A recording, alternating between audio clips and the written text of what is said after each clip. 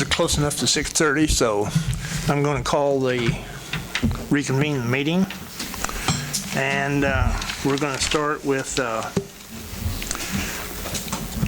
review and approval of the agenda. I will make a motion that we approve the agenda. I'll second that.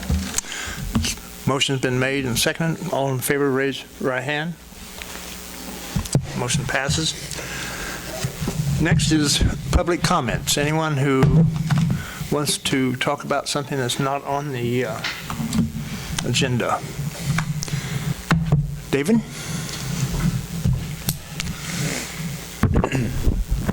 Good evening again, Mayor and Council, or Council, I should say, and Council President.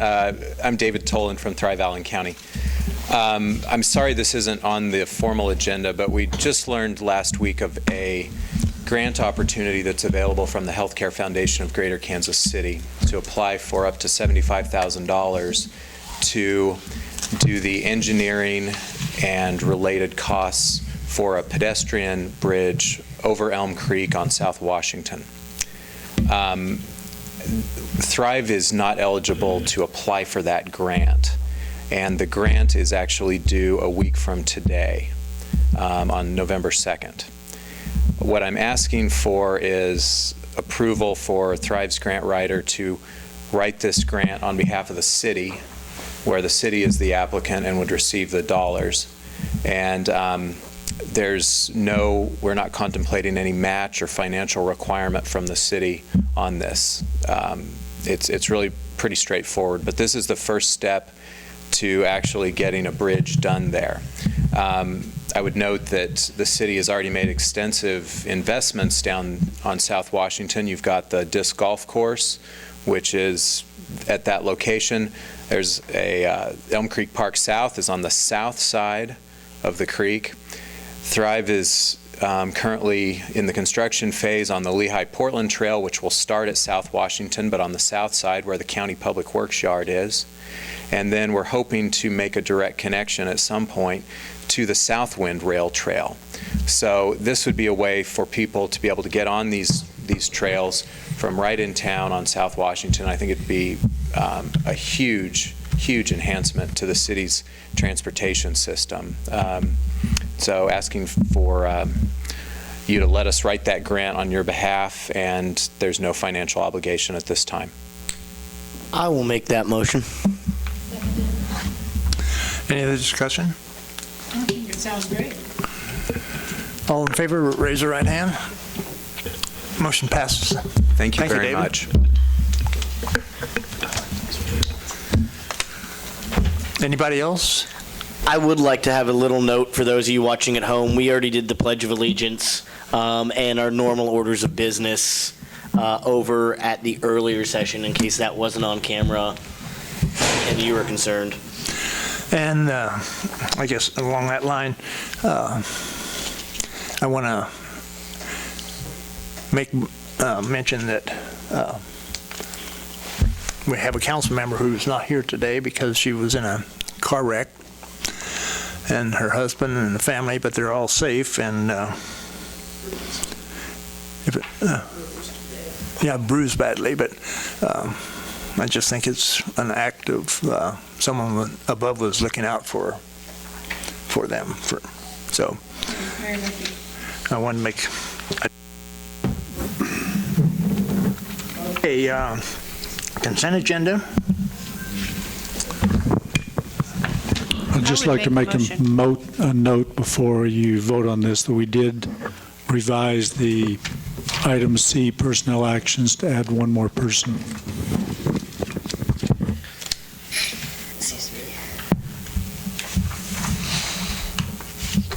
Anyone have any questions?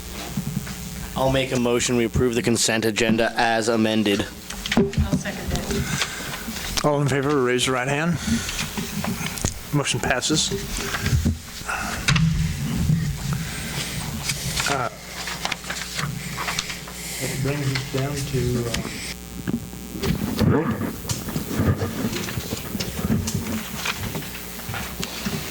and we have the Water Taste Award, Kansas Chapter of American Water Works Association. So Yes, We have- James Ept is here, who's on the water operations for the Board of Public Utilities, and he's chair of the Kansas chapter of the American Waterworks Association.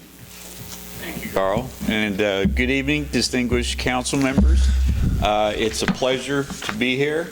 I really enjoyed my drive down here. It was a beautiful drive. The trees are turning, and you have a beautiful community. I want to compliment you on that. Coming in and driving through the streets, and everything's really clean, and it's very impressive. It reminds me of the town I came from in Nebraska. I'm originally from Nebraska. So yes, it's an honor to be here this evening. I am the chair of the Kansas section AWWA, American Waterworks Association. I've been involved with KSAWWA for about 29 years, and I also work for a water utility in Kansas City, Kansas, called the Board of Public Utilities, where I manage the water system from source to tap. So I've had the great pleasure of meeting a lot of Kansas professionals in the water industry and the water business. And, you know, water is something we kind of all take for granted, but it takes a lot to provide a good, clean, potable source of water, and it's vital to the health of every community. And we all take that very seriously, and I want to congratulate the staff here in Iola for the great job that they do. We have a conference every year, and I can't quite remember when we started this. It's probably been at least 10 years. We have an annual water tasting contest, and we have a panel of 4 judges, and they bring out the water in unlabeled cups. And I think this is the very first year we had at least 2 tiebreakers. I think a couple of these gentlemen were standing back there, and they taste the water, and they come back out and they go, oh, we got another tie, we got to do it again. So then everybody tasted the water again, we had another tie, and these guys are back there going, oh my gosh, I wonder who it is. And so there were 2 or 3 tiebreakers, and then they finally announced that Iola was the winner of the Best Tasting Water Award for the state of Kansas. And I don't even know, that's how top secret it is. I don't even know who came in second. I'm the chair, and they wouldn't even tell me, so go figure. But we have this nice plaque that I'd like to present to... Well, I would like to have Toby Ross, Brandon Thomas, Lyndon Kern, and James DePriest come up. Excellent. They're the ones who did the work, and so it'd be nice maybe if they came back here, and we'll take a picture back behind. So, Please send me a picture. yeah. If I could read the plaque, it says American Waterworks Association, Kansas section, Best Tasting Tap Water winner, City of Iola, year 2015. Absolutely.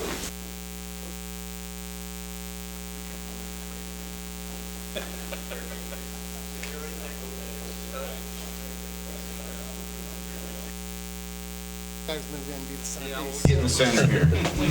How about that? Set design, James. What's that? Set design. All right.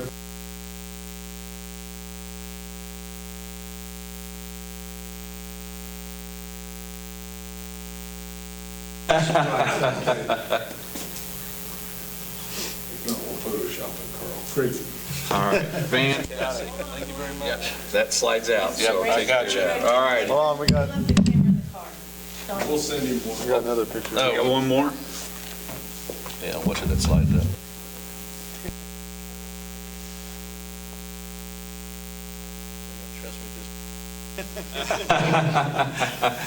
Well, new camera. 3 hours from now, we'll have it.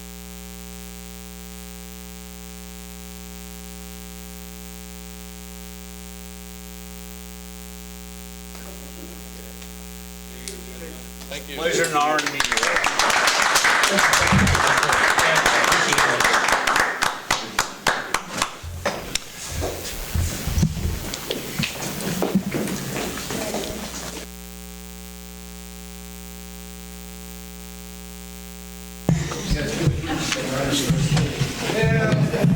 Here we got the best best drinking water in the state of Kansas, we're drinking out of a bottle. Thanks a lot, appreciate it.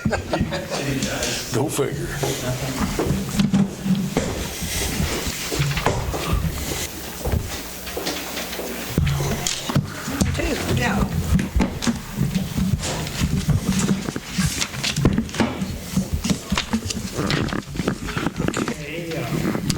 Well, I might note, since he said he works for BPU and is in charge of their water plant, I think ours has a capacity of 4 million gallons per day, and they're just upgrading their capacity from 54 to 70-something. Wow.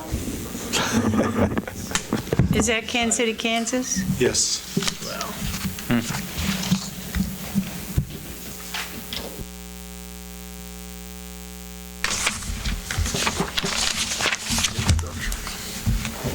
Okay, the next thing is public hearing, and so I need to open the session to anyone who wants to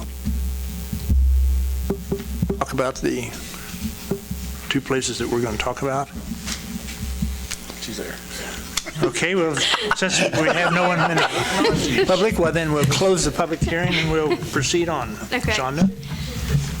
I had prepared reports on two properties, 706 North Washington, so let's take that one first. The owners of that property are deceased. No one's taken care of it. If anybody needs, I know some people turned in their reports. I have copies up here if anybody needs to look at those. I haven't seen it. They gave them last meeting. Yeah, I didn't see it. Oh, you did? I forgot. There's 706 North Washington. Reports when we scheduled this hearing, or these hearings. Yeah. September 14th.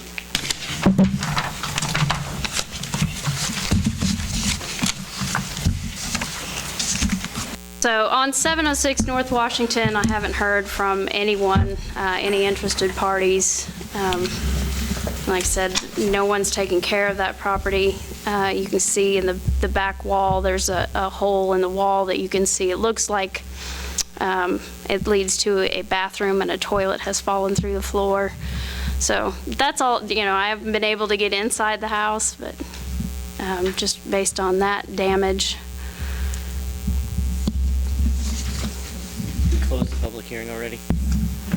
I will make a motion, we approve Resolution 2015-21, which is to remove the unsafe structure at 706 North Washington.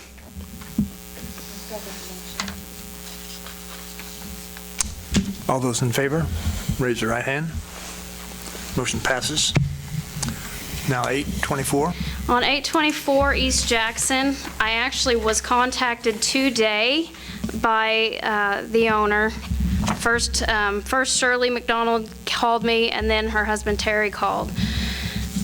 He said he had to work tonight, that's why he couldn't be here. He did send me a fax that they would like to have the opportunity to repair the property, starting with the windows and the roof in the next 2 weeks. This is what his fax says. And then an unknown time frame working on the repairs that need to be done on the inside. His biggest concern at this point is they do have a mortgage on this property. According to the title search, there was money loaned on it, I think let me look at that. I don't know the date. 2001, and he said that has not been paid off yet, so he really, doesn't want to see the house tore down for that reason. However, the property appraised at $6,900, and the repairs, I'm guessing are going to exceed 50% of that. So, Shonda, what is our policy on going inside the house and taking pictures? well, I sent them a letter back in July and asked for permission to go on the property. At that time, Shirley called me and said that they were going to be repairing the property. Did not get the permits.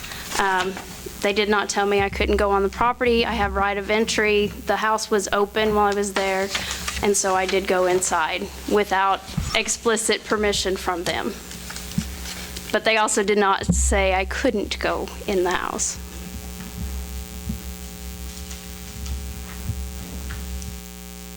Called me today and he was pretty upset. I understand. Our code does give me right of entry, and just based on what I could see from the outside, the structure is not inhabitable at this time.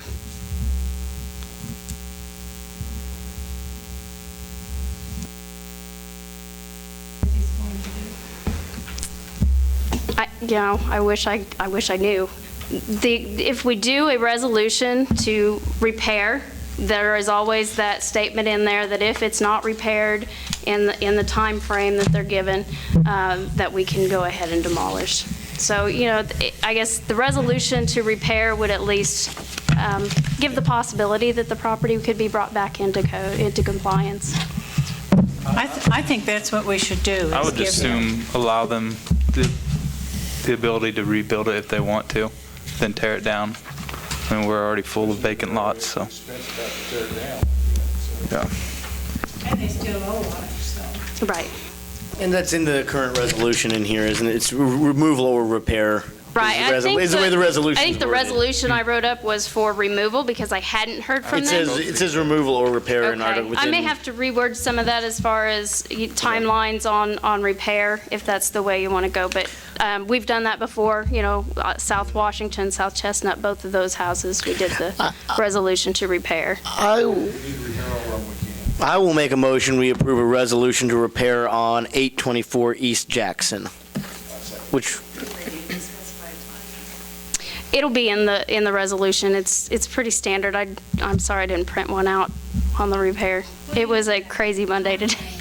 Item number 2 says the owner of such structure is hereby directed to commence the removal or repair of the property within 30 days from the date of publication of this resolution, and to have the removal completed. So he needs to repair. And like I said, the one, I have two versions of the resolution, and the one it is more leaning towards repair, I believe gives them 180 days? Right, the 30 days to pull the permit, and then so long to commence with the repairs, and then so long to complete the repairs, so. I was just wondering, because that house at Cottonwood and Carpenter has been years and years.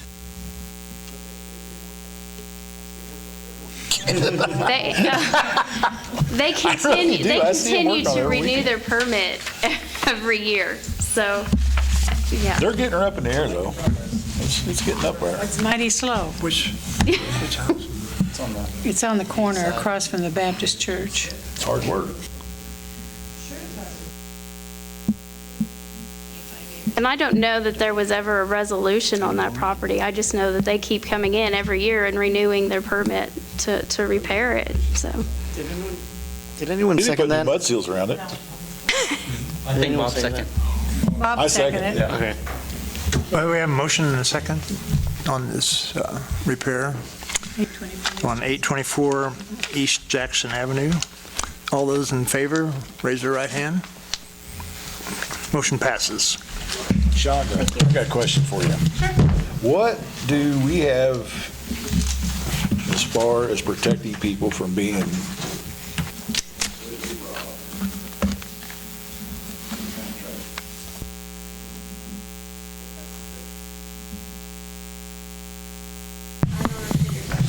That's a question for the police department. for the police department? Okay. Well, I didn't know if we had any rules for Are it. you talking about a contractor coming in and And- taking advantage of people? That's why we require licensing.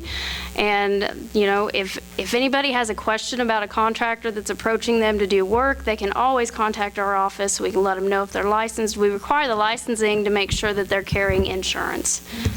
So, Well, maybe we should have a road notice.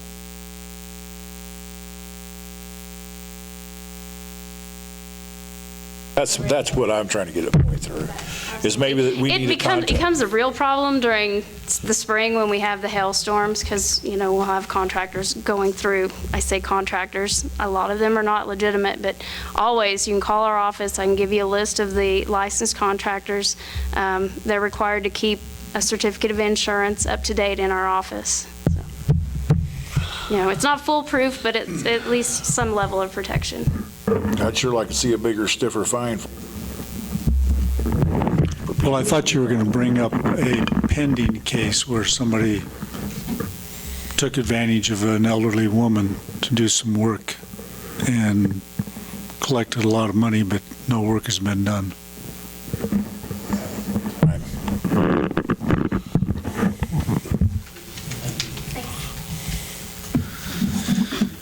Next is Roxanne, you want to tell us about the online bill pay?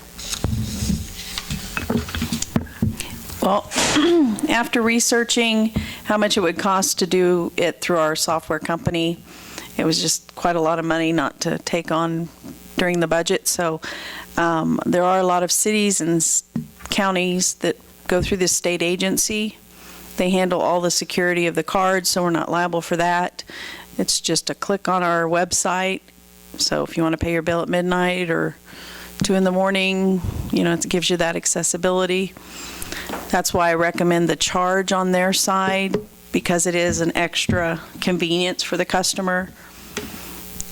They can also pay by check, which right now we don't do pay by check on the phone. We do automatic withdrawals out of your account, but not over the phone. But this would cost the city nothing. We would just pass that on to the customer if that's, what the council feels like they want to do. It's just another added convenience for the customer to pay their bill. And we've had a lot of people ask about it. We have a lot of people that call in and pay by credit card, so I think that would take that off of our customer service people.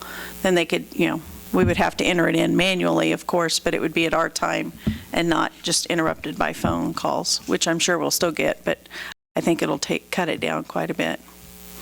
So it's going to cost them extra 2.5%. Mm-hmm. It's only affecting the online pay though, right? Right. The window and by check, it costs no different. If they do a check online, it's $1.50, but. What if you already had, let's say, the bank route on file, that wouldn't be affected by this at all? No, Okay. it's just somebody at home that wants to pay their bill. They go to the city's website, pay my bill online. Okay. It's a little extra money for, like you say in here, An convenience. extra convenience. So. And that's actually the standard fee. I know at my tuition at KU, if you go down and try to pay your tags or property taxes, if you use a credit card at all, and even if it's not online, they charge you the 2.5%. Oh, it is in the tax office here too. Yes. They have their own account or a login domain that they go in and access the amount that they owe? No, they would have to know what they owe, or have their bill in front of them to pay it. They will be able to set up screens to pay, like if their rec department's collecting softball and baseball fees, that kind of screen, they could do that. But to have each individual's bill, no. How do they associate where the money's coming from, and then to make sure that's applied to our accounting? The way their system's set up, every transaction's done, an email goes to a designated person. If it's a utility bill, it would come to me. If it's a recreation, it would go to the rec department. If it's a court payment, it goes to the court. So they know, there's certain fields that are required to be filled out, so we won't be wondering, what is Aaron Franklin paying here? Yeah. And I think this actually might be kind of helpful. I know about a year or two ago, it was Don or Beverly or maybe it was Steve French was asking, about closing, and sometimes we close over the holidays when people's kids are in town that might pay, or even for the college kids that parents might pay their utilities that are renting. This way they can log in from California, and their parents can actually pay the utilities if need be. I think it's a good deal. I think the fees are fine, especially if you already have your stuff on file. That's not going to change the way that we're already interacting. It's not really going to change. You're going to. I have a question though. Last year, you talked about the credit card fees costing us like $12,000. So correct. that doesn't take care of any of that. This kind of payment, it's just when they come in and pay with their credit card that we're still charged 3%, right? Well, it depends on if you have the credit card in hand, or if we have your credit card on file and we're entering it electronically, there's a different charge. It's anywhere from 1% to 3%. Okay, so that- we'll still have Paying that that. cost. Yes. Yeah, this don't eliminate that. Them for this one. Right. Right. We should get those people on there. Might be a little more work for us, but there are a lot of small cities that this is the only system they have. The county, this is the entire system they use. So if you walk in with a credit card, you're paying the same fee, like John Okay. said, as you are online. You pay with a credit card to pay Yes. your taxes, you have to pay the 3%. Yes. And we've talked about that, and it's one of those, isn't there a $1 or $2 convenience? No, not at all on the city bill. No. It's one of those 60/40 where I kind of agree with you at times, but at the other time, having that on file probably means we get paid as the city rather than delinquent. Sooner. Rather than having delinquent fees and Right. so on, which Extra mileage. extra mailage, and so you're kind of like one of those, do you want to get paid today or send out a bunch of mailings because, oops, I forgot, and Right. like, I'm one of those people that, because it kind of floats a day or two, Right, some months, yeah. that would forget. And we also pay for every check that is issued to us also, so we would have to start charging people that write us checks too, because now the bank's charging to process those also. And what is that charge? It's like $2 for every 10 checks, something like that. Yeah. It's getting, electronic is the way to go nowadays, but we do. It's just an added convenience, it's up to you guys. The rec department's really It's a happy step in the about right- it, yeah. It's a step in the right direction, definitely. Yeah, that's good. I'll make a motion that we approve the contract between Information's Network of Kansas City and the City of Iola to provide online checking. Any other discussion? If not, all in favor, raise your right hand. Motion passes. We're now down to council and administrator reports. Mr. Wells. A couple of things. I want to congratulate and thank everybody with the pumpkin patch. That was actually really cool to run by and drive by. There were some big old pumpkins out there. I know that we had let them use that land, and I hope they keep using that land. Seems like a really great use of it. And I don't know if there are other spots that they want, but with the success they've had on their 2 gardens, I would encourage them to keep coming. I did like running by there and seeing just this giant pumpkin out there, and it looked nice. It was quaint. It was cute. 2, I would like us to look, or at least, start thinking about 54 from today's discussion. I'm not sold on the idea, but it is possibly a solution. There could be many other solutions out there, but at least now we have an idea that we can think about. We know 54 needs a lot of work from basically the base up, and it's got a weird curve in there, and it's on a residential area, but a state highway, and so it's a problem. But at least we can start thinking about it in a constructive manner. And hospital's coming down quick. And again, good job, all the city water department. That's it for me, Don. Oh, go Royals. Well, Nancy Ford's not here, but again, our prayers are with her and Mike and their family. And Beverly, you're next. Congratulations to the water department. And I have brought this up before, and I had several people have asked me about this. Why don't we stripe the road Kentucky from Strickler's Corner up to Oregon Road? The gentleman that talked to me thought it would be very helpful if we had white lines on the side and then a middle stripe.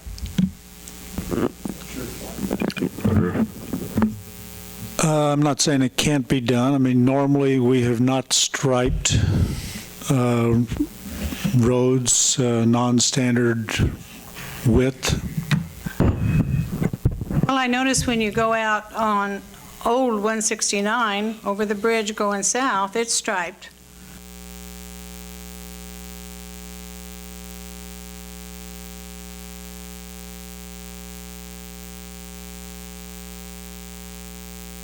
Does the chip seal stripe out real well?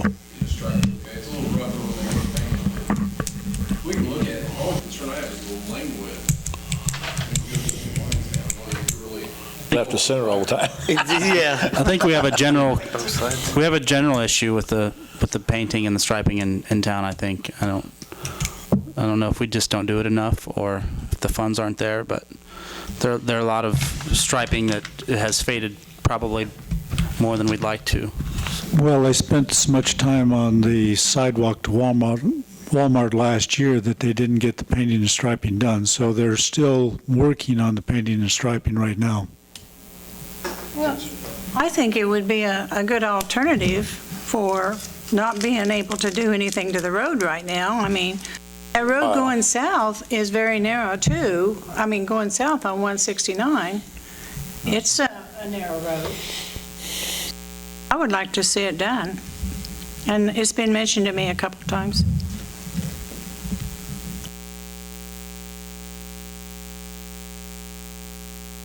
I thought it was 18. It's not very wide. I have. Yeah. Yeah, the shoulders drop off fast. It looks wider than that.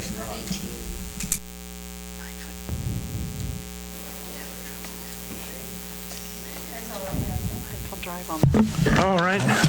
Robert, you're next. Oh, I'd just like to shout out to the water department. I think it's great that they do what they do. And they're at not much. Oh, our fright house is open. If anybody wants to get scared. The kids has already raised over $3,000. And we're open one more weekend. So, other than that, that's it.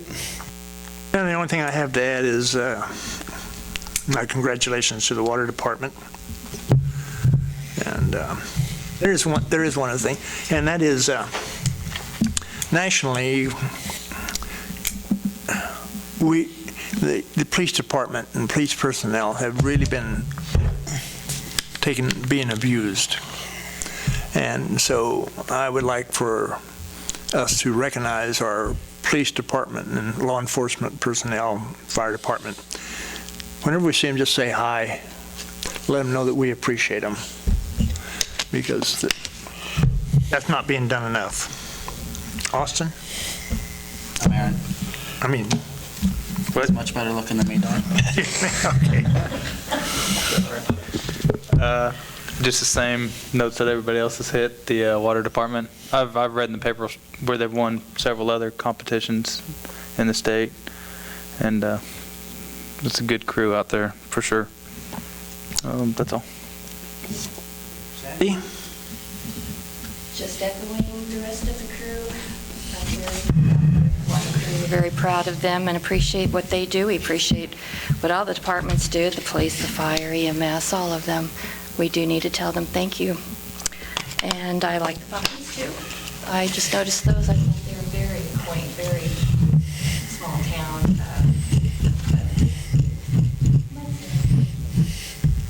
I'd like to know their secret, because there's so many good pumpkins Those over big there. pumpkins. We have the hardest time growing pumpkins. So. All right, Aaron. I'd like to get a follow-up report maybe from Corey or Chief on how we think the one-way traffic is going at the middle school. I don't know if that's something you're comfortable speaking to now, or if we want to visit. Okay. Okay, and then second, there's quite a bit of money left in our sidewalk account. I think it was like 22,000 or something. What options do we have to, well, I guess first I should ask, what happens to that money if it's not used? Because it doesn't build year over year, correct? That money is in the general fund since It's in capital? improvement fund, so it's. Okay, so if it's in our capital improvement fund, it stays there. But it doesn't, Doesn't grow the sidewalk fund. it does, We reallocate it every year. okay. So it's not gonna go away. So next year we would allocate, if it's 22,000 now, we would allocate 3,000 just to get it back to the 25. Well, we usually budget another 20,000 the following year. Just don't spend it, it just stays in the fund. But what I'm saying is if we end up with an extra, if we don't spend any of the 25,000, we have 20 left over, and then you budget another 20, we don't have 40,000 budgeted for next year. We have, Well, one of the items I was going to bring up is we're in the first phase of our Safe Routes to School program. The first phase was the design phase, and so we're preparing an application for phase 2, which I think the max grant before was $250,000. But I would like to use some of that money to contribute as a matching amount to perhaps give us a little better option of getting that award. That'll be on the next council agenda because the grant is due the 20th of November. okay. Yeah, I would just like to see us find a way to utilize, if we're budgeting for it each year, I'd like to find a way to utilize that to go toward the concrete and sidewalks that where it's intended. So, and congratulations to the water department, and that's all I have. All right, Carl. Well, I'd like to congratulate or give thanks to Aaron for the work he did on the Farm City Days Committee. I think they did a great job organizing that, a lot of work. You know, I think from my perspective, things went well and a lot of variety. I think the city crews did a great job, as they usually do, setting up, cleaning up. But at least from what I observed, all of the activities went well organized and well planned. Thank you. I thought about bringing that up to thank the city crews as well, because they were such a big help to us, but I didn't want to toot the Farm City Days horn again. But it's pretty amazing what they did. I mean, they were a phone call away at all times, so made some pretty stressful situations go away pretty quickly. So we appreciate it. Thank you for organizing and everybody that did that as well. Thank you. Second item, like I said, we are planning on submitting under the Safe Routes to School grant, which is due the 20th of November. And anyone that has inputs on which areas they want to have included on this, Shonda's already put together a list of sidewalks around the elementary schools and the middle school. We can't submit anything for a high school under this program. But we will bring that back at the next council meeting for an endorsement from the council. Can I suggest Lincoln and Cottonwood? There's about one little corner there on the south side that you can't actually walk on either side of the street. It's literally, and you can see, it just stops and then it starts back up. And it's going both ways, I think, or it's going at least north-south. And it doesn't matter which side of the street you're on. You have to move into the street, or you can actually see where the kids walk and ride their bikes in someone's lawn. But Lincoln and Cottonwood, Lincoln and Cottonwood. I'm on it all the time, and I'm like, and jump into the street, because it just stops. It's on both sides of the street. It is. It doesn't matter which side you're on. Just that's a pretty busy foot traffic going up and down Cottonwood, and I know the runners, at least from the high school, run all the way up to the college and back. Middle schoolers do it too. Yeah. Next item is we're still working on the contract for our Wartsilla Unix control system upgrade. They sent us a revised one. They left off one of the items that they agreed to, so we sent it back for some additional revisions. And as soon as that is completed, our city attorney will review it, but it's not quite finalized yet. Corey, you want to bring up the 2016 cost of living adjustment?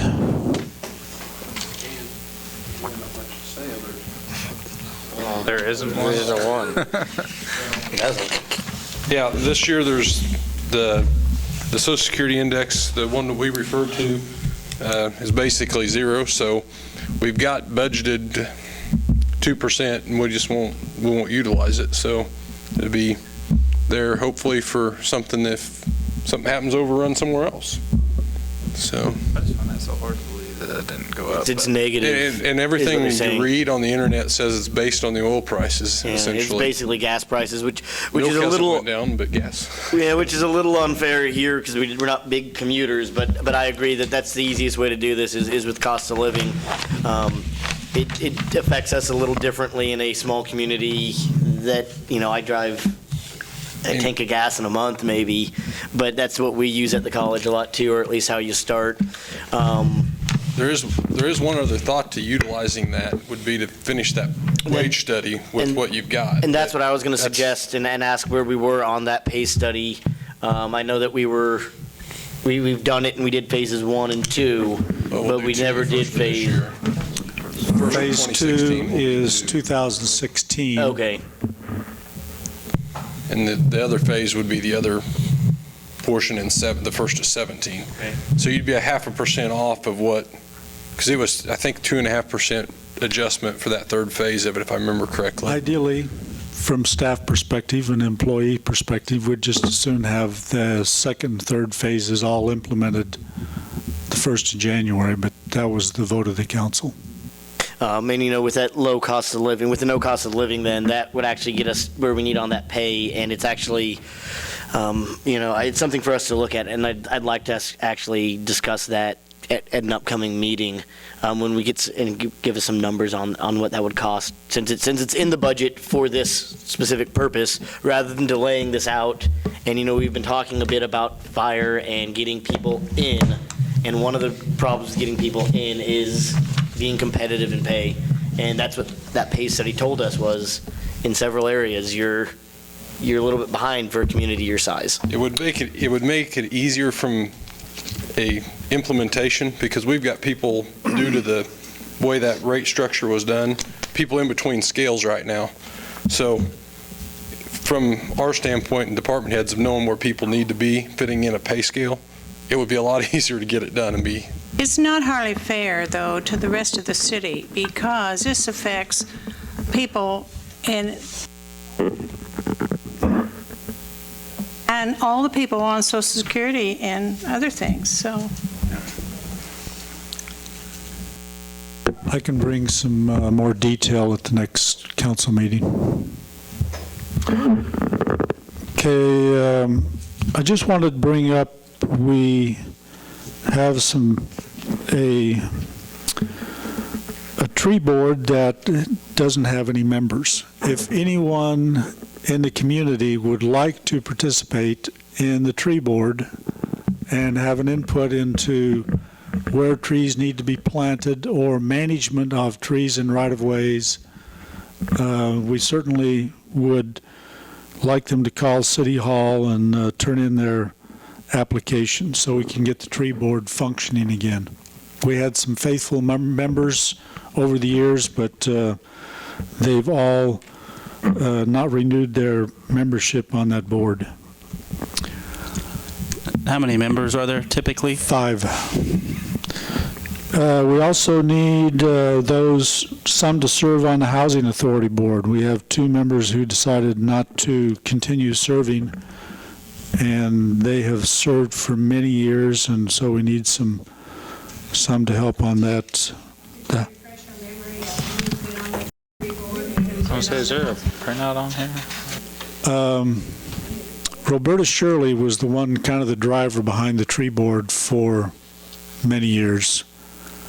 Who the others were, I couldn't tell you right off. And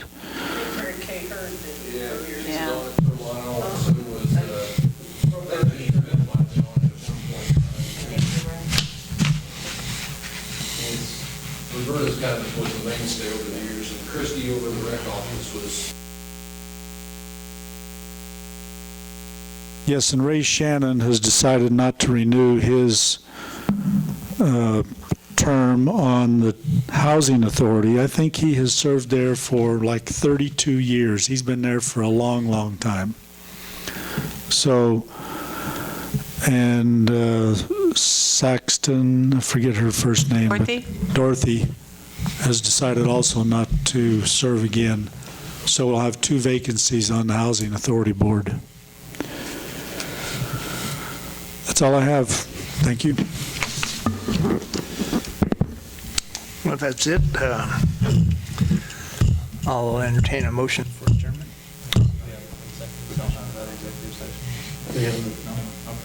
I'll make that motion. All in favor, raise your right hand.